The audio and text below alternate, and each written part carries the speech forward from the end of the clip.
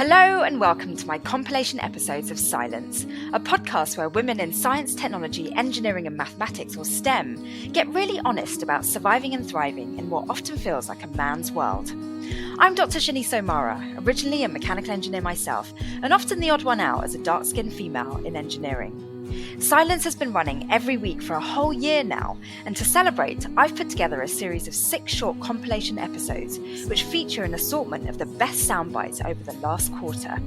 The guests you'll hear from over the next 6 days are true wonder women in STEM, and as with all episodes, I deliberately keep them anonymous so that all can enjoy some honesty, openness, and a little bit of vulnerability. This show is not about labels, accolades, and accomplishments. That stuff can be intimidating. It's about the wisdom gained from the experiences of some incredibly unique and trailblazing women who are tackling the issues around gender, diversity, and inclusivity head on. The last year of Scilence has been so inspiring. Thank you all for joining me on this incredibly empowering journey. Here's the best from episodes 27 to 39. Please do subscribe, rate and review the show, and enjoy. Everything that I have in my life is a positive. I don't want there to be something in my life that is dragging me down. Those are the types of things that no one should really have. I mean, as an example, people say if you're in an abusive relationship, that's something that will drag you down. It's not good for you. If you're not taking care of your mental health, that's dragging you down. You have to make sure you're taking care of yourself and making sure that the things coming into your life are positive things.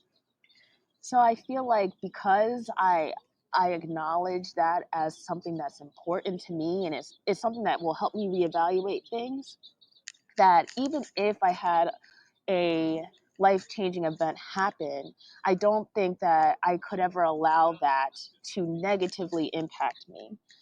I don't want to be focused on like riches and glamour.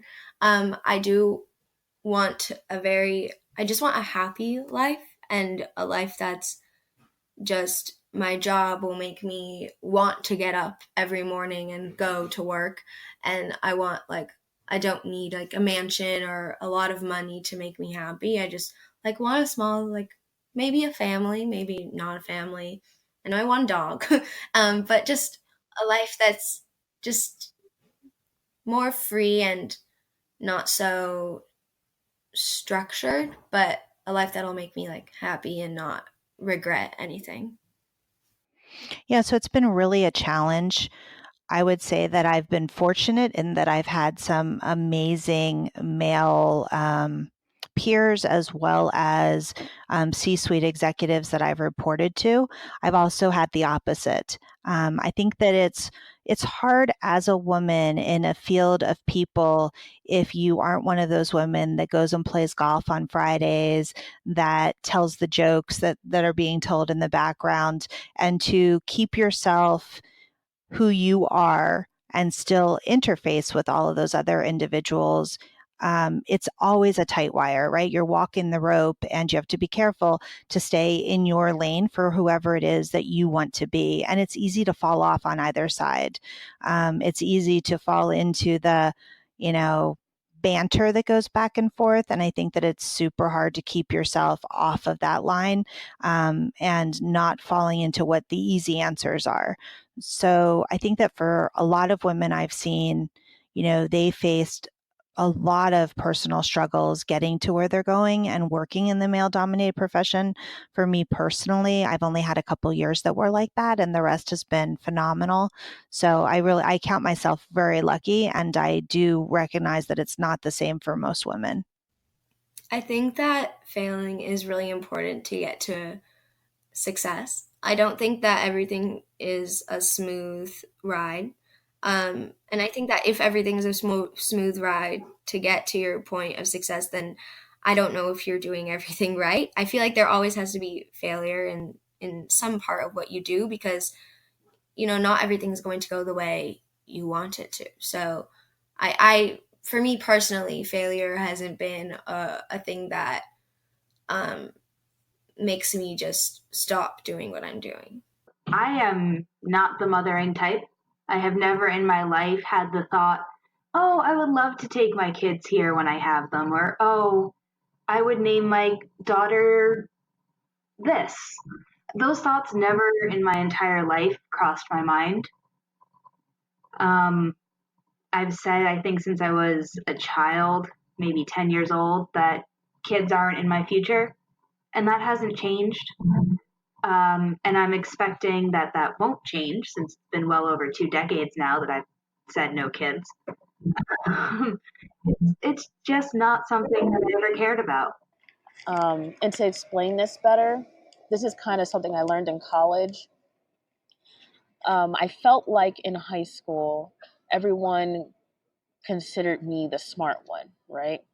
I was the smart black girl. That's how I was defined. Because how else can you define me? I'm like unique in that way, I guess. And because I'm recognized as a smart black girl, other black people might have kind of alienated me because I didn't have street smarts. You know, you're hanging out with those kids, which is fine. I get it. We're not doing the same things. And if you're not in the same class in high school, it's hard to hang out outside of that, especially if you're doing groups. But then for my quote unquote smart classes, I was the black girl because everyone else in the class was smart, right? So here's my differentiating feature. And every joke that was told, every JK, it always had to be about the fact that I was the black one. How I was in Oreo, how they're blacker than me. Oh, come check out my tan. I'm darker than Janelle now. And when that's all people can say about you, when that's all they can say, it's concerning. It makes you start to think, do they even know who I am? Because they claim that like they're just joking and that they don't care that I'm black, but it seems like anytime they talk to me, they have to reference it. And that's all they can reference. I think the first thing for, at least the way I look at it, is for me to be able to do my job and do my job well, is don't be too inward looking by emphasizing that I am a female. I mean, I am a researcher, I'm an engineer, I'm a person, and I take inspiration from great engineer, great scientists, and I don't think too much about the gender. I think so. I think, we have this idea of what romance is, and science is not romantic, according to every movie you've ever seen, ever. When I think about challenges now, I'm working at a company where I get to do some really cool things, and I run into these different challenges. And one of the challenges we had, one of the problems that I had to fix, it was something that had been, when I took the position, it had been going on for probably 6 or 7 months or a little bit longer. And because of my experience, when I looked at it and I started, everybody else had kind of been bringing their own stuff to the table and saying, well, it's been a while to, we've had this problem for a long time. No one's been able to fix it. And it literally took me 3 days to find the problem because I come in with of all that stuff that I've been through. Had I not been through those things, I wouldn't have had this. I could have looked at that and been like, oh my God, I'm working with all these really, really smart people in an environment. I'm not sure if I'm allowed to say the company name or not, but I'm working with a lot of really, really smart people. And if that would be definitely an environment where had I not gone through what I went through, I would have been, really intimidated and I wouldn't have been able to step up into the moment. I didn't feel like it was something I needed to cope with. I was very lucky in that I had a few very close friends, and I was very lucky in that it was instilled in me at a young age that being weird was okay. It was instilled in me at a very young age that not fitting in was all right. And any time it started to get to me, my mother is an absolute saint and would always remind me that eventually you will find your people. She used to say it as water seeks its own level. And she would always remind me, keep doing what you're doing. Don't sacrifice what you like for other people. And eventually you'll find the people who share interests that are similar to yours. And that's not to say that you should only find and enjoy the presence of people who think exactly the same as you do, who have the exact same interests as you do. But it did mean that I was okay and comfortable with the fact that my interests were different from my peers. And it meant that I was generally very comfortable with who I was. Failure is necessary for growth. I agree, and it's a relief for me because what come to recognize is, you carry that energy with you. You can sense it when people walk into the room, when certain people, how people respond to you. And that's one of the things I recognize. A lot of times you don't have to say anything. It's just the confidence you have about who you are and how you want to be treated. And like, I'll give you a prime example. As soon as I had that kind of epitome, I had men opening doors for me left and right. Like, it wasn't like I was even looking for it. I mean, I would just, I would walk up and it would just, I don't even expect it. It's just kind of, and I would, I could open my own door. I mean, I'm definitely capable, but let them, provide that service and share that brief moment of, okay, the chivalry thing, and not even have to be sexist about it or anti-sexist or whatever the terminology is, but it really is an energy thing, and I think it's very powerful to be able to just walk the walk, and you don't have to say anything, and doesn't mean people will stop making their assumptions. They will, but I feel like, for me, I've been able to respond in a way that where the anger is dropped down to, it's where there's still a little bit of it there, but I realize, you know what, this person has their world, and I can't judge them for how they were raised. Just like I don't want them judging me for making an assumption about them that I might have made because I prejudged something external. So If you catch me on a really emotional day and I start spiraling, it might make me a little emotional. But again, it's mostly just like I won't ever get to see what the future holds. It's not me not being here anymore and things like that. It's just I won't know. I won't know. Will we ever be spacefaring humans? Will we ever colonize Mars? I hope that happens in my lifetime. But like, will we ever go to Europa? Will we ever start mining asteroids? What happens when the Earth is finally like engulfed by the sun? Will we already be on another planet by then? It's like I'm just curious to see where the human species goes, and I'm not gonna be able to see that, and so it bums me out. Will we speciate again? your ego sometimes lets you know, hey, this is something, you need to do something about this. Because as much as I've had a feeling of, oh, this resonates with me, have also had the feeling when I might read something, whether it's on social media or somewhere in the news, that angers me. And I realize, I don't judge the feeling. I realize, if I'm angry about this, maybe it's because I need to write about this on my blog, or I need to do something about it. So, you're right. I agree with you. I mean, very much so. That there's definitely a balance, and it does take, I think, a step. It takes an intentional step to say, I'm going to tune out the noise for 5 minutes, right? Or I'm going, and then maybe stretch it into 10 or 15, and even putting a number on it sometimes can be egoic, right? Just say, I'm going to tune out the noise for a few moments and take a few breaths, whether you have to go into the restroom and get into a stall, which I've done before when I've been in the midst of a chaotic situation, and just kind of steady yourself, so that you can get your energy right. Otherwise, sometimes, you'll get into a scenario where you're responding in a way that you regret later on. You're like, I could have been more loving about that, or could have had a different approach. That's actually a super good question. I don't think that I ever thought that there was an option not to get back up. Somehow, the way that I'm personally built is that if you didn't do it as well as you did the first time, then I need to prove to myself that I can do it better the next time.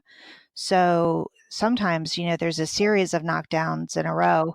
I remember when I was first in my career and moved from law into a telecommunications environment, I really didn't know much. And I had these giant customers that I was given, and I was supposed to go make something happen from both an individual contributor as well as a leadership role, because I kind of had a dual hat at that time. And I lost both of the biggest deals that I'd ever touched, about 48 hours apart from each other. And As much as they love their children, I could sense a tinge of regret. I gave up this in order to have this, and that sort of thing. And it's like I said, they love their children, but they had that tinge of regret. And I'm somebody who doesn't. I have very few regrets, in my life. Everybody probably have an equal chance of being disadvantaged. So and in that sense, I think academic is relatively a fair field, if you know what I mean, because at the end of the day, all of us are here probably not just for money. I mean, we have a salary, and it's a okay salary, but we are here more probably to fulfill, you know, a calling, so to speak. So it is actually quite important for all of us to be able to work together and try to gather the best people for the job. So maybe the fact that I am in such an environment also means that I have more freedom to express myself as who I am, and I don't need to worry as much about my gender. The other thing is kind of like knowing your place in the world, knowing where you came from, knowing your evolutionary history. And I really truly think the more you understand about the past, the more respect you have for the current. So Teamwork is everything. No one can claim that they built a spacecraft by themselves. It was always a group effort. Yes and no. So I think the issues are there because a lot of women don't want other women to be successful in this particular industry. They want to be the one, they want to be the one that moves up. And rather than pulling each other together, they push each other down. And it's done in a lot of subtle ways, but I've seen it over and over again, and it's really unfortunate because I see it all the way from the women that have been here for the last 30 years to the women that are just coming out, and they want to be the one, they want the attention, they want to be the center, they want to be the one woman that succeeds in spite of the rest instead of wanting the entire group to succeed. So I talk about that a lot with people, men and women, because I think that it's one of the things that we do to each other. But I also talk about maternity leave. A woman, say she went to medical school, she gets out, she's a doctor, she goes on maternity leave, she decides to stay home for the first 2 to 3 years. And then she goes back and she can't get a job.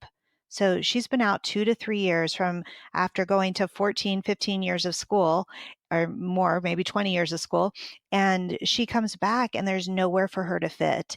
Now, that woman is a highly educated, highly trained machine, right? And we're not giving her the opportunity to come back into the workforce in the same way. And we do the same thing in all the other industries.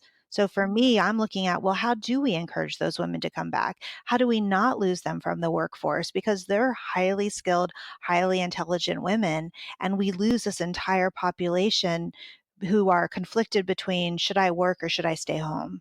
It's wonderful. It is the elephant in the laboratory, and it's about sexism and mom shaming and essentially the female experience in science and technology in the lab. And yeah, and what happens when you try to be a mother and a scientist, and different women, kind of, it's broken into chapters of different women telling their stories. And I know that this was written from a good place, but Sheryl Sandberg's Lean In, when I read that, I was just like, oh, so she's telling me, stick with it, stay at don't leave, don't, as uncomfortable as it is, just stay there and fight it through. And, at that moment in my life, that was not going to be the healthy thing for me to do. Oh yeah, and he was the alpha surgeon in the room, right? So no one's really going to challenge that, because then they could become a target too. So it really was just a system of, I don't know, sexism. Let's just call it what it is. That you just lived with and expected. my house was basically a natural history library. We had a book on everything. We had a book on human evolution and human civilizations, and how the universe formed, and space and ancient life. And so, like, I would look through his fossils, and then I would go grab a book about those fossils. And so I was constantly identifying stuff from his collection. I would go to the dollar store and buy these. They were decorative baskets of seashells, but I would pull them out and organize them by, did they have one shell or did they have two shells? And then I would get into my shell ID book and I would organize them by families, and it was ridiculous. I remember the specific experience I had when I was. I remember I was flying into Atlanta. It was one of the areas where I was living at the time, and so flying into Atlanta, and I went to take like a shuttle bus to, I think, either the rental car location or something along those lines. And I remember getting into the car or getting into the shuttle bus, and I'm so used to being self sufficient. I'm, getting ready to close the door behind me, thinking that's what I want to do. Well, I caught the appearance and the reaction of the gentleman who was providing the service, and he almost looked like he was disappointed that, wow, I mean, she wants to do everything for herself. I mean, I can't even do this for her. And that's when I realized, oh, wait a second, this is not just about me proving that I'm this, that I'm that, that I can do this. It's a very good space to be in when you know you can do it and you don't have anything to prove to anyone, to give somebody the gift of being able to provide the service for you. And it's not it's a very powerful thing, and I caught it in that moment. It took me seeing that, and I was in my 30s at the time. I was like, wow, okay. And ever since then I've been a lot less, oh, I can do it by myself, because I know I can, but I'm not so much in proving it to somebody or having to show them, oh, I can do this on my own, I don't need you to do da da da da da. And I realized, looking back the last 10, 12 years, it hasn't weakened me. If anything, it's made me a lot more compassionate, towards people who actually do need help, and not judging them for it, because you never know what's going on in the situation. Yes, I think that's right. I think that is the main sort of thing holding women back in their set. Well, that prevents people from women to relating to role models. I think it is, them looking at kind of comparing themselves to the role model and thinking, oh, I'm not there yet. I don't think I can relate to them because I'm not as good as them. And I think as you progress throughout your career, you kind of gain more self-confidence. Also, you kind of, the achievement gap is smaller between you and your role models.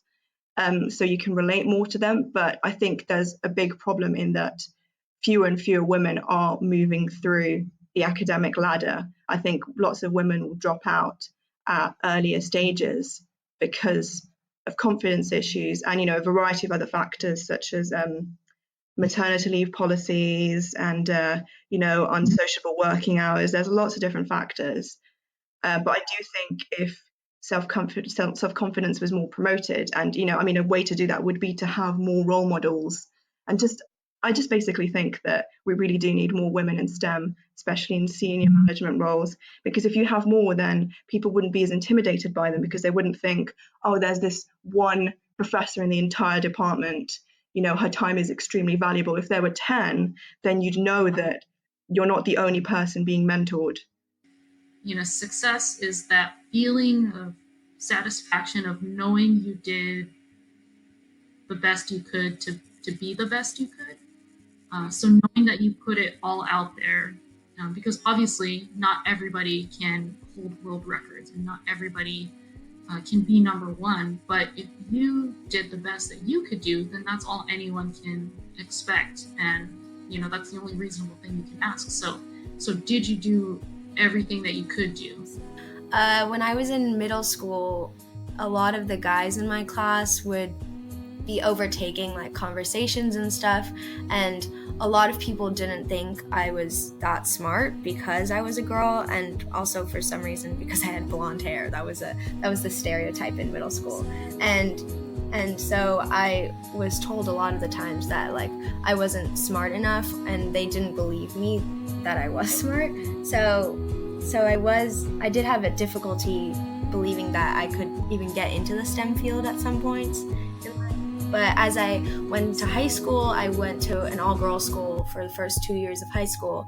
And that's really where I was able to see myself in a STEM field, because I was around all these women that were having the same experiences and that were so encouraging. And there were no guys there to tell me that I couldn't do it. And it was really it was like a supporting environment and everything. So That's it from this series of 6 compilation episodes from shows 27 to 39. Please do subscribe, rate and review the show, and catch you tomorrow for more from the best of Scilence.